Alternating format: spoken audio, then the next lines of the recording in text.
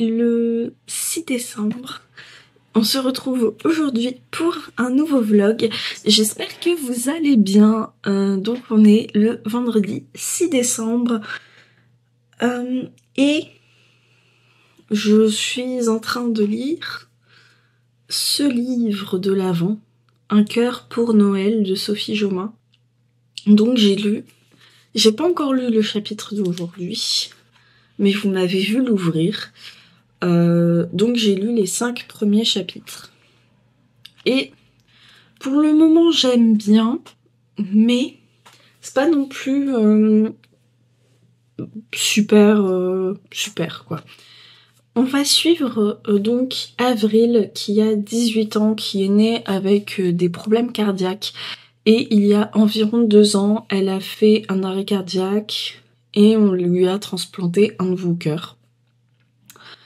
Et là, elle va, pour la première fois depuis cet incident, retourner à la montagne chez son père qui a un chalet. Alors j'ai oublié le nom du village, mais c'est dans les Alpes. Son père est moniteur de randonnée à la montagne. Et donc elle va aller chez lui passer les fêtes. Et elle va revoir Augustin, le frère de sa meilleure amie.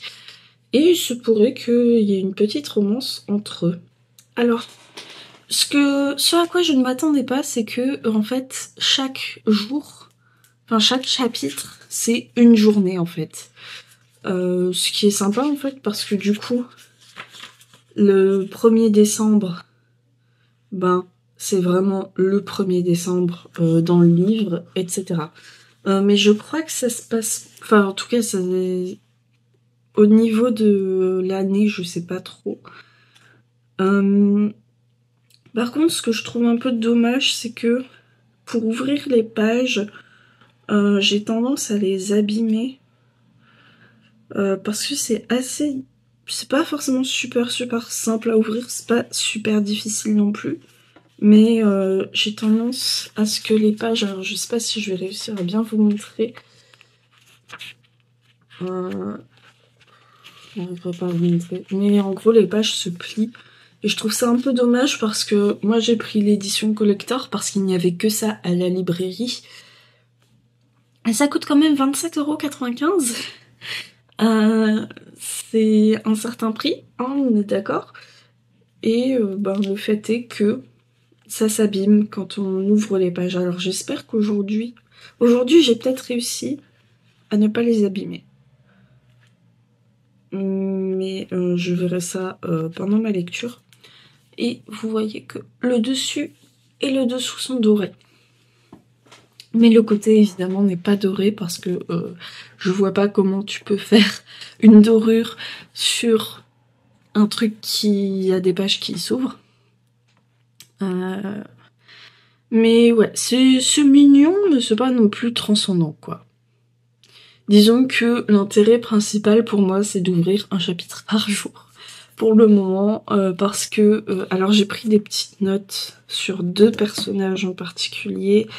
Il y en a un qui s'appelle Jeff, et qui travaille dans un genre de bar à la station. Et je le trouve un peu... C'est le mec qui parle que de lui, Donc il a invité Avril à une soirée, ils étaient là avec ses amis, et ils étaient en mode on parle que de ski, etc.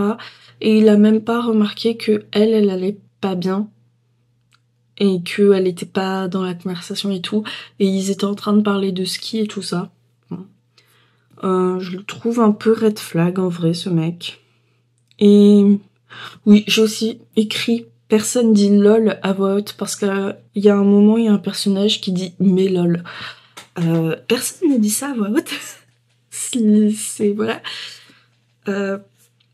C'est là qu'on voit quand même que des fois les auteurs ils veulent faire passer leurs personnages pour des jeunes.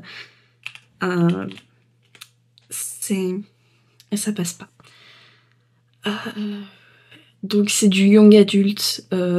j'ai oublié de le dire, mais c'est un roman young adulte. Par contre, le père, j'avoue, il me saoule un peu, parce qu'il appelle sa fille Bijou, et moi ça me fait rire parce que je regarde un streamer, quand il dit mes bijoux, c'est pour rire, c'est pas vraiment un surnom affectueux pour moi.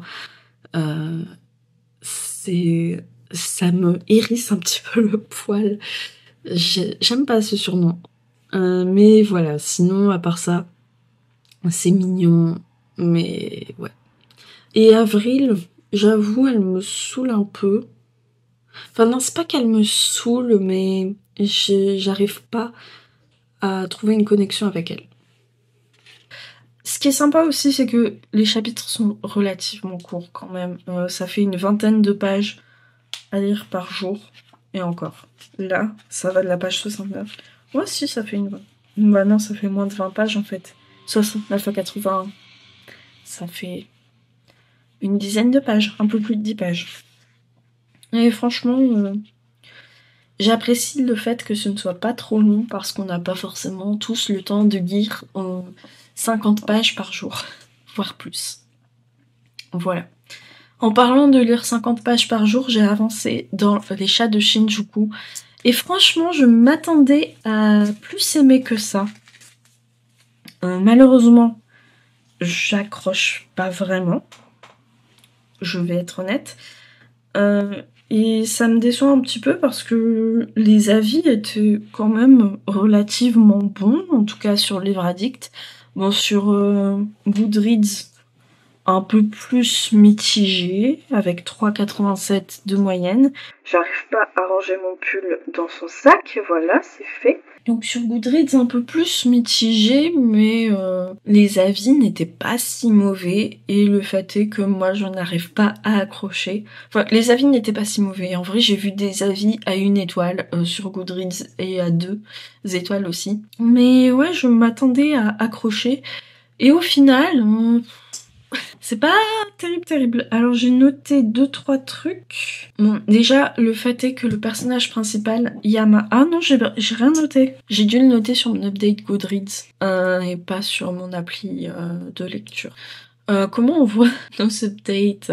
Ouais, bon, je sais plus si je vous ai dit dans le vlog précédent. Ah oui, comme on est sur un nouveau vlog, je vais peut-être vous faire un résumé. On va suivre un personnage qui s'appelle Yama et qui est écrivain pour des émissions de télé au Japon. Alors j'ai oublié l'année, mais je crois qu'ils ne disent pas vraiment en quelle année ça se passe. Le livre, il est sorti en 2019.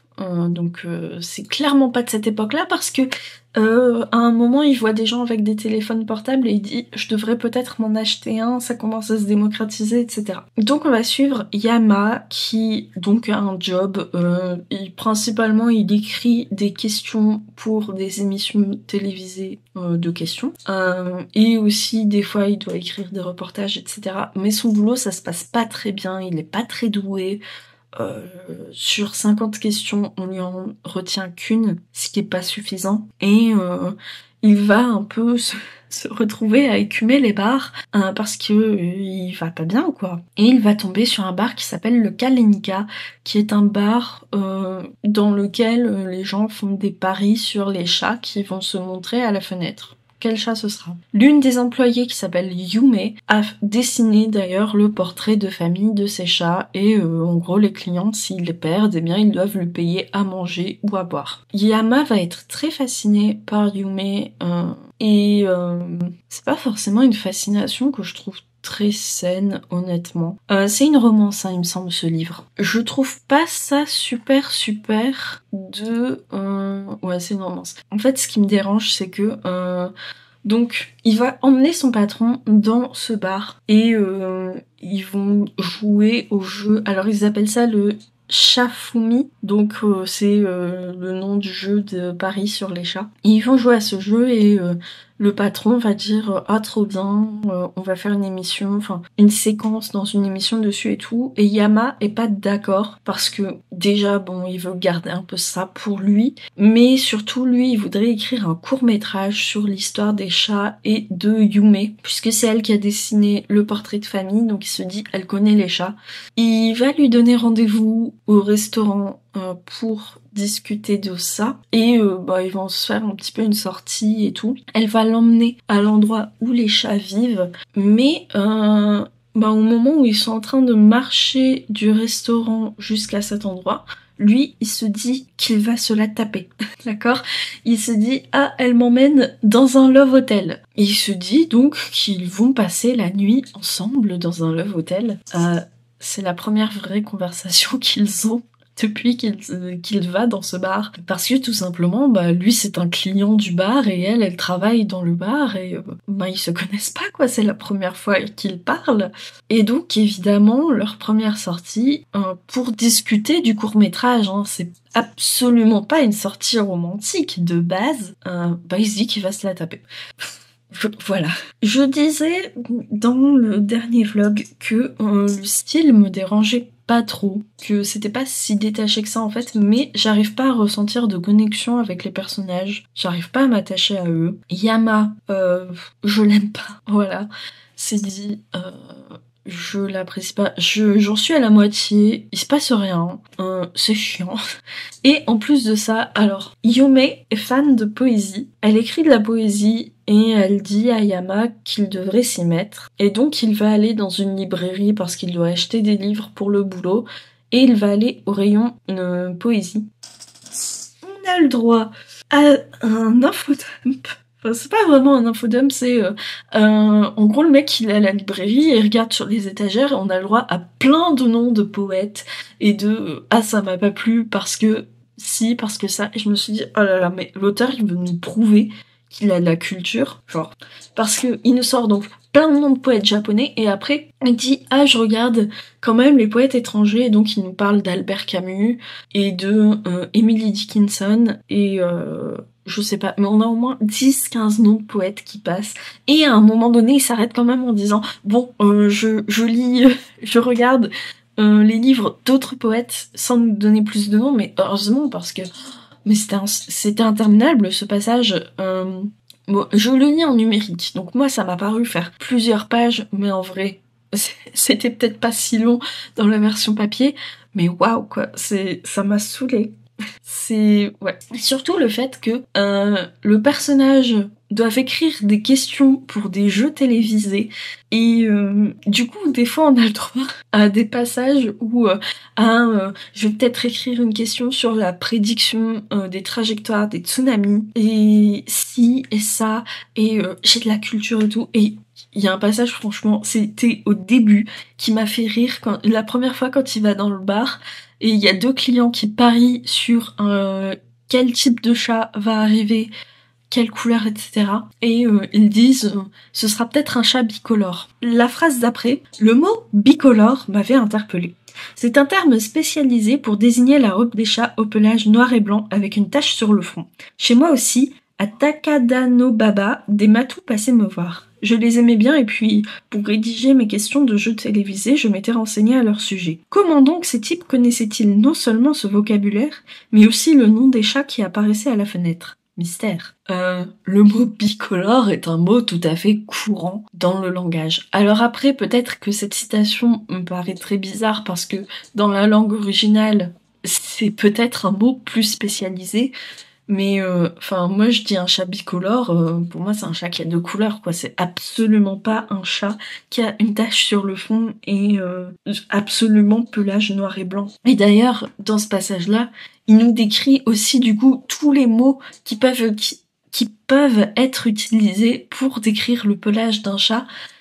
Pourquoi c'est l'auteur, il veut nous dire regardez, j'ai fait des recherches sur les chats et je connais des mots. Voilà.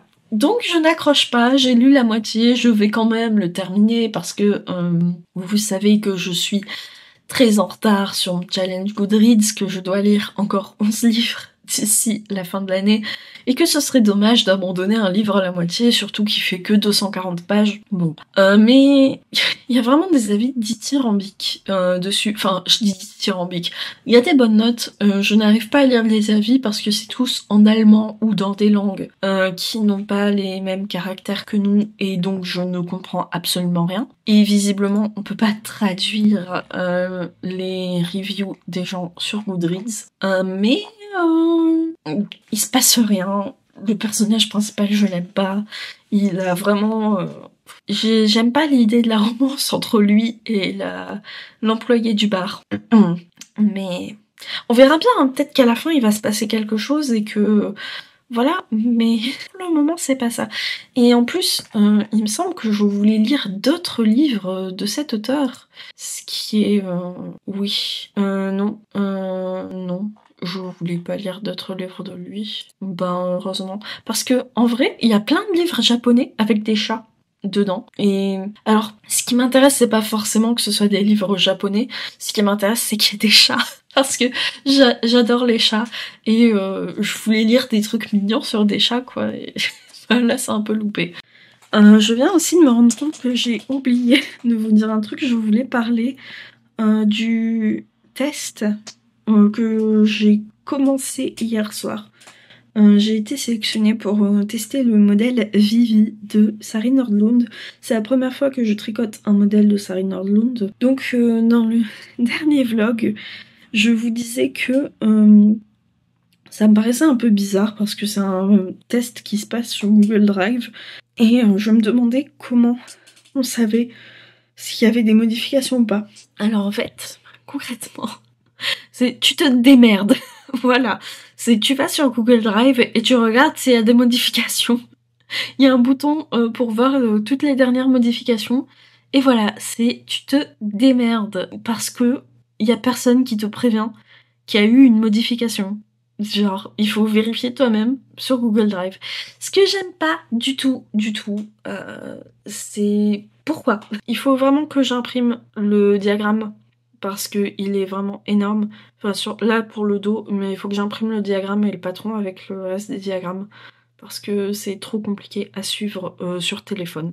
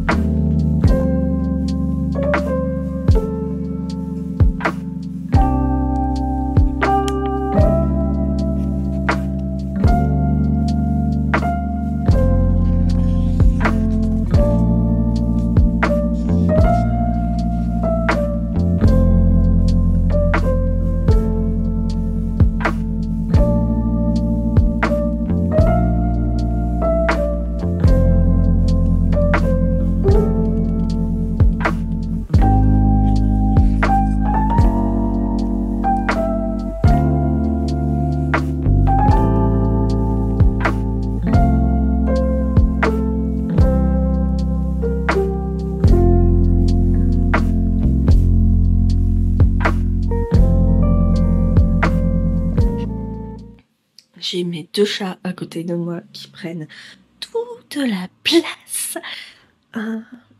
Oui, tu prends toute la place. Me regarde pas comme ça. Tu prends toute la place. Regarde avec Lana. Oh là là, tu t'étires. On est le 9 et j'avance désespérément dans ce livre de l'Avent, Un cœur pour Noël. Et je dis désespérément parce que il ne se passe rien. Au niveau des personnages, j'apprécie pas vraiment Avril. Tous les autres, c'est même pas la peine d'en parler. Donc c'est compliqué, il se passe rien. Et en plus de ça, c'est écrit romance de l'Avent, on est bien d'accord. C'est une romance de Noël. On est le 9, ils se sont déjà embrassés. Bon...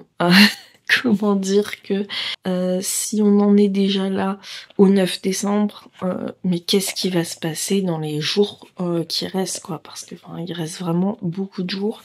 Puis il se passe vraiment rien, et en plus à chaque fois, donc je crois que je vous l'ai dit, chaque jour qu'on ouvre, ça correspond à une journée dans le livre, et ça fait une dizaine de pages par jour en fait. Et ce qui fait que, comment tu veux qu'il se passe quelque chose alors que t'as que 10 pages par jour?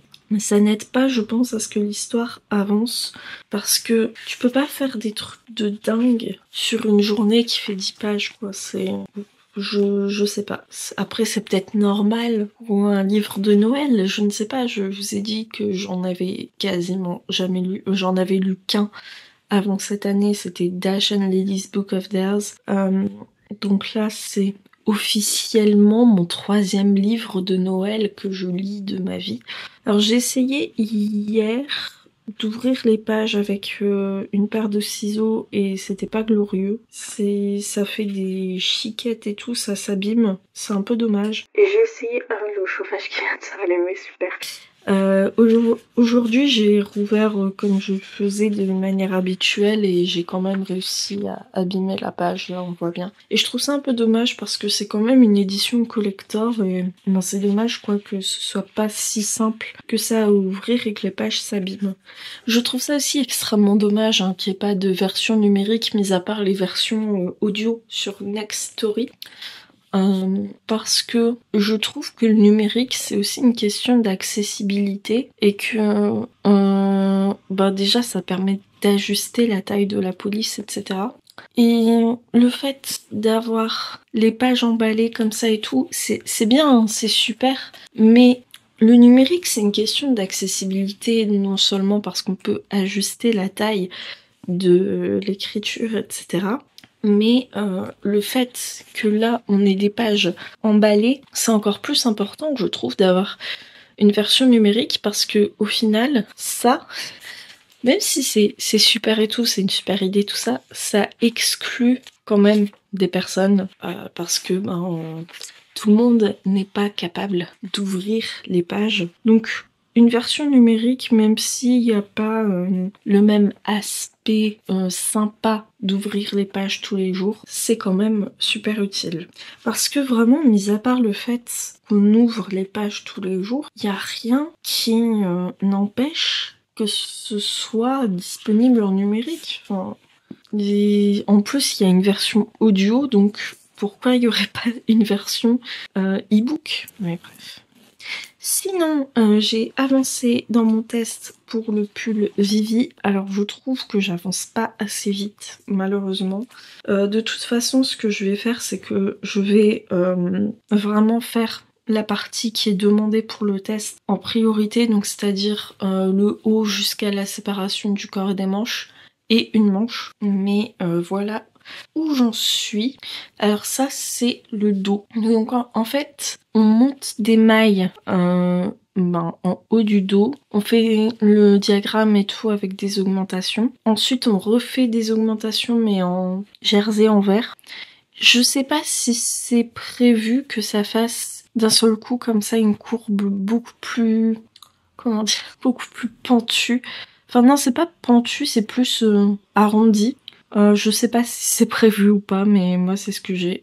Donc voilà. Et ensuite, il faut tricoter tout droit pendant un certain nombre de centimètres. Et après, on va relever des mailles entre les marqueurs. Et après, je sais pas parce que j'ai pas lu le patron en entier. Ceci dit, est-ce que c'est vraiment grave vu qu'il y a eu des modifications entre deux? Je ne sais pas. Et j'ai pas compris parce que mon imprimante, elle imprime vraiment de manière très bizarre maintenant.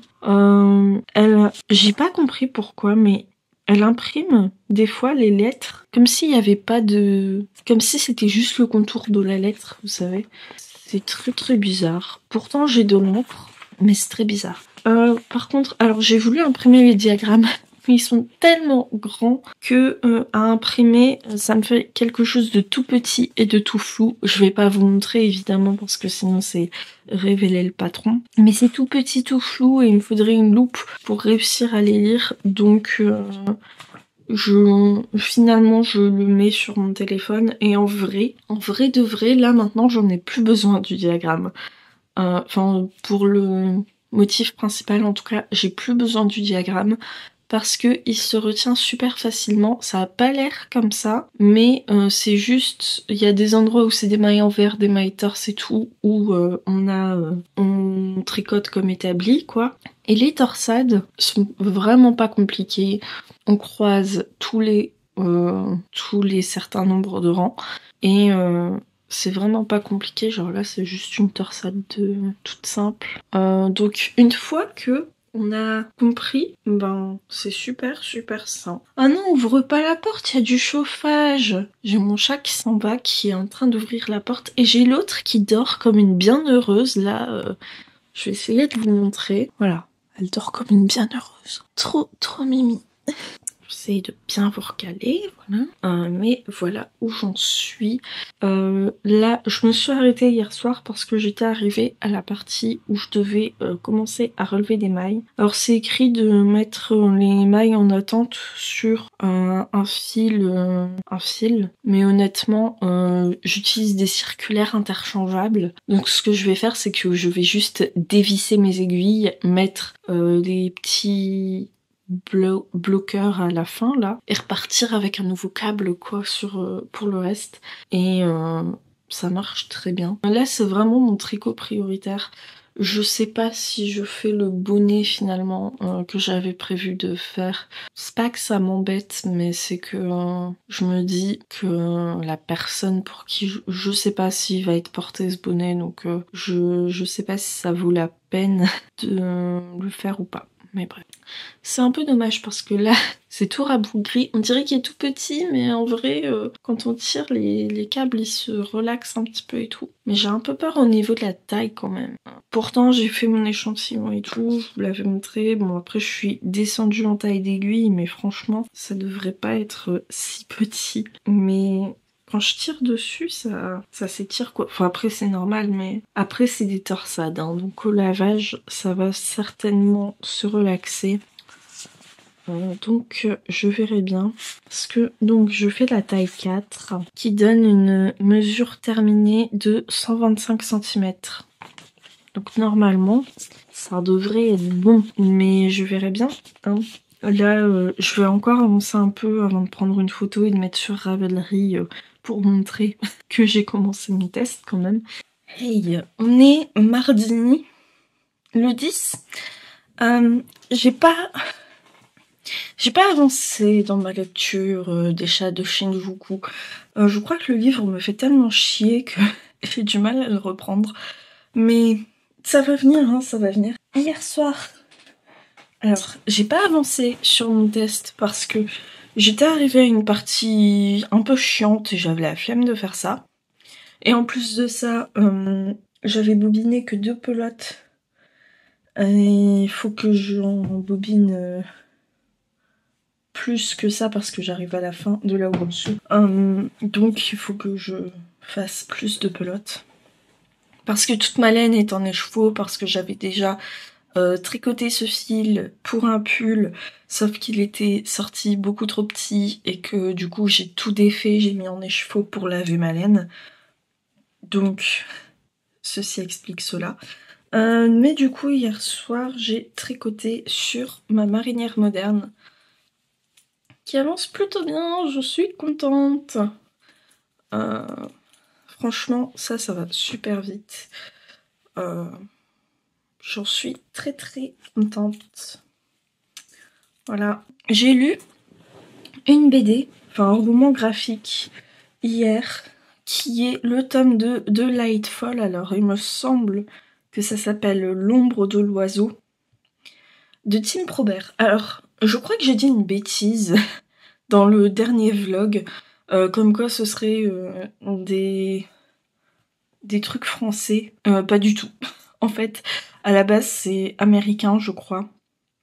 Mais avec le nom de famille, je me suis laissée berner. Mais non, c'est américain, en tout cas anglophone.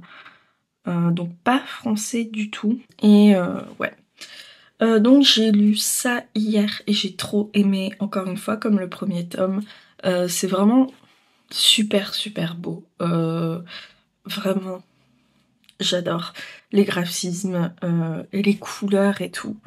L'univers, c'est trop joli. Et encore une fois, le chat m'a bien fait rire. C'est vraiment le chat, c'est mon petit coup de cœur de la BD. On suit Béatrice, alias Béa, qui est amie avec Cad, qui est un Galdurien. Ça se passe dans un autre univers, hein. Donc Cad est un Galdurien, c'est un peuple qui est censé être éteint. Et donc lui, ce serait le dernier survivant.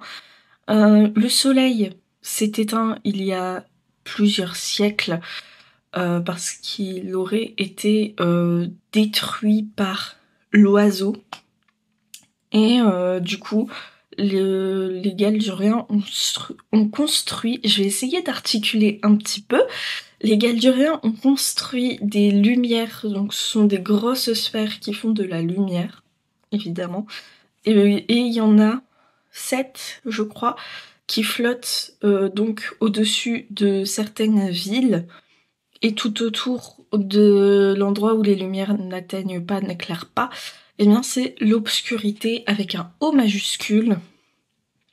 Et il se trouve que Béa, son grand-père, est un cochon sorcier et qu'il devait veiller sur le dormeur sans repos, qui est une créature un peu mystérieuse. On en apprend plus sur ça dans ce second tome. Et eh bien en fait, il y a un peuple qui attaque les lumières. Donc le risque, c'est qu'il y ait de l'obscurité partout. Voilà. Franchement, j'aime trop. C'est mignon, c'est bien rythmé, l'histoire est super intéressante et aussi intrigante. Et il y a des choses qui se passent auxquelles je ne m'étais pas attendue du tout. Un peu quand même, mais bon, pas non plus super sûre de moi quand je faisais des théories. Je choisis mal mes mots. C'est pas mignon, c'est juste super beau. Et vraiment, l'histoire est vraiment super intéressante. C'est des romans graphiques qui font dans les 260 pages, mais honnêtement, ça peut se lire très vite. Enfin, c'est du graphique, donc ça se lit plus rapidement que du roman. Mais je profite des dessins, donc je lis un peu plus lentement parce que c'est vraiment super joli. Et donc, au premier tome, j'avais mis 5 étoiles et au deuxième tome, je mets également 5 étoiles. Même si il y a eu des moments où mon attention a un petit peu baissé, mais globalement c'était très bien. Et j'ai très hâte de lire le troisième tome. Je suis quasiment certaine que c'est le dernier.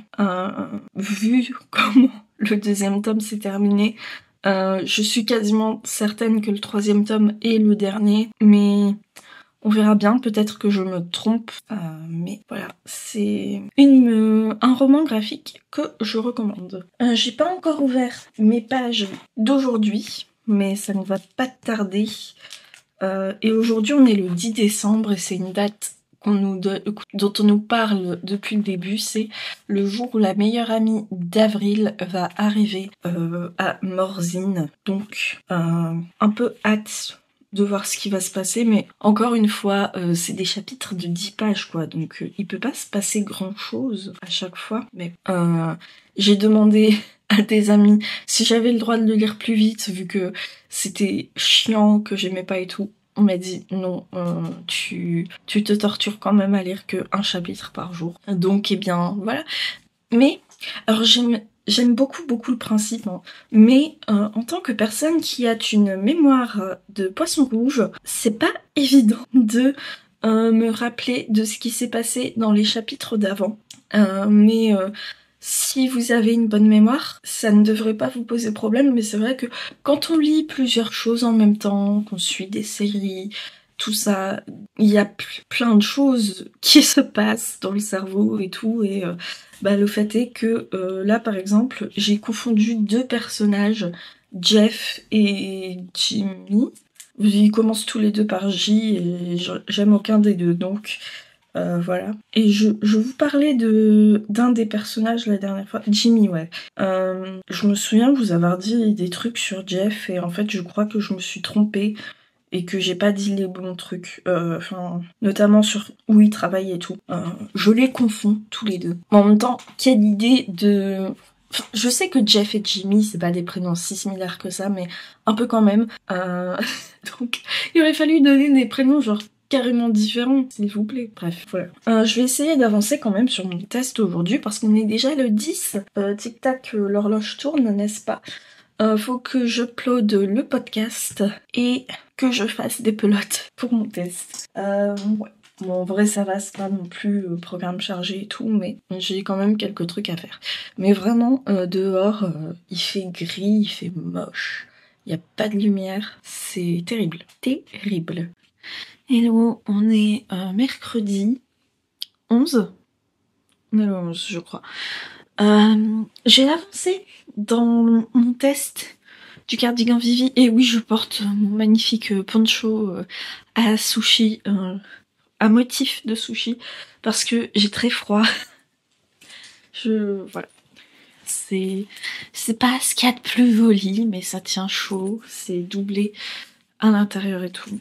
Je l'aime beaucoup. J'ai avancé hier soir dans mon test pour le pull Vivi de Sari Nordlund et j'en suis à un moment pas très facile à montrer, mais j'ai terminé le panneau du dos, j'ai fait le demi-devant gauche et donc là je suis en train de faire pareil mais à droite. Voilà, donc en fait quand on tricote le truc il faut mettre des marqueurs et il faut relever les mailles. Alors à gauche j'ai pas relevé les mailles de manière très consciencieuse et du coup mes mailles ne s'alignent pas parfaitement entre le demi-devant et le dos. Après, est-ce que c'est si grave que ça? J'ai décidé que ce n'était pas dramatique. En fait, quand j'ai relevé les mailles, déjà j'avais une maille de trop. Mais parce que j'ai une maille de trop, je sais pas ce que j'ai fait. Sur la partie en jersey en vert, j'ai une maille de trop par rapport à ce qu'on était censé avoir à la fin. Je sais pas ce que j'ai fait, j'ai dû faire un rang d'augmentation en trop. Pourtant, j'ai bien fait mes augmentations et tout comme c'était écrit dans le patron. Donc je comprends pas pourquoi j'ai une maille en plus. Parce que j'ai bien compté et tout par rapport au nombre qu'on devait faire de rangs. Donc à moins que dans le patron ça a été écrit que quand on devait répéter le dernier rang en vert il fallait pas faire d'augmentation dessus et que j'ai pas fait attention. Voilà. On est loin là, non? Du coup dans la construction là je pense que une fois que j'ai terminé ce demi-devant, je pense qu'on va rejoindre les deux devants et tricoter jusqu'à la bonne longueur et ensuite rejoindre en haut. Donc en vrai, finalement, ça avance bien. Voilà. Et donc ici aussi, on a des augmentations pour faire un arrondi sur les demi-devants. Hello, je vous retrouve en direct du montage puisque je me suis rendu compte que j'avais oublié de filmer la conclusion de ce vlog. Donc merci beaucoup de l'avoir regardé et puisque nous sommes désormais en 2025, quand vous regarderez cette vidéo, je vous souhaite une très belle année 2025 et de meilleurs vœux et je vous dis à bientôt.